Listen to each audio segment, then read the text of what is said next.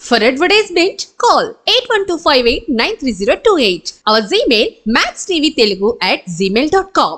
శ్రీమాత్రే నమః. నమస్కారం. భాద్రపద మాసం వచ్చేసింది. భాద్రపదం అనగానే మనకేం గుర్తుకొస్తుంది? ఆ ఎలుక మీద ఉన్నటువంటి వినాయకుడు, దండాలయ్య ఆ గణపతికి వచ్చేస్తుంది. ఆ స్వామి వారికి పిల్లలకి అందరికీ ఏం గుర్తుకొస్తుంది? కుడుములు, ఉండ్రాళ్ళు, లడ్లు ఇవే గుర్తుకొస్తాయి. క్లే గణేష, తర్వాత మట్టి గణపతి లేదా విగ్రహాలు, మండపారాధనలు, ఎక్కడ చూసినా పండగ వాతావరణమే. పండగనే, గణపతి వచ్చేసారంటే పండగ తీసుకొచ్చేస్తున్నాడని ఒక పేరు. అలాంటి భాద్రపద మాసంలో ఎంత అద్భుతమైనటువంటి మాసం తెలుసా? ఈ భాద్రపద మాసం రాని అసలు భాద్రపదం అనగానే అందరికీ గుర్తుకొచ్చేది వరాహ జయంతి, వామన జయంతి, ఋషి పంచమి, ఉండ్రాళ్ళ తద్దే, పితృదేవతలకి ఉత్తమాగతులు కల్పించే పితృపక్షాలు, ఇవన్నీ కూడా గుర్తుకొస్తాయి. ఈ మాసానికి ఎన్నో అద్భుతాలు ఉన్నాయి. దేవతల పూజలకి, పితృదేవతల పూజలకు కూడా ఉత్కృష్టమైనటువంటి మాసం భాద్రపద మాసం. చాంద్రమానం ప్రకారం భాద్రపద మాసం 6వ మాసంగా మారుతుంది, అంటే 6th.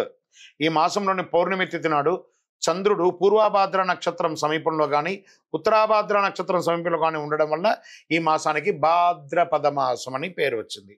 భాద్రపద మాసం వర్ష ఋతువులో 2వ మాసం. మాళవీయ రాజయోగంలో ఈ రాసులు ధనయోగాన్ని ప్రకటించాడు శుక్రుడు.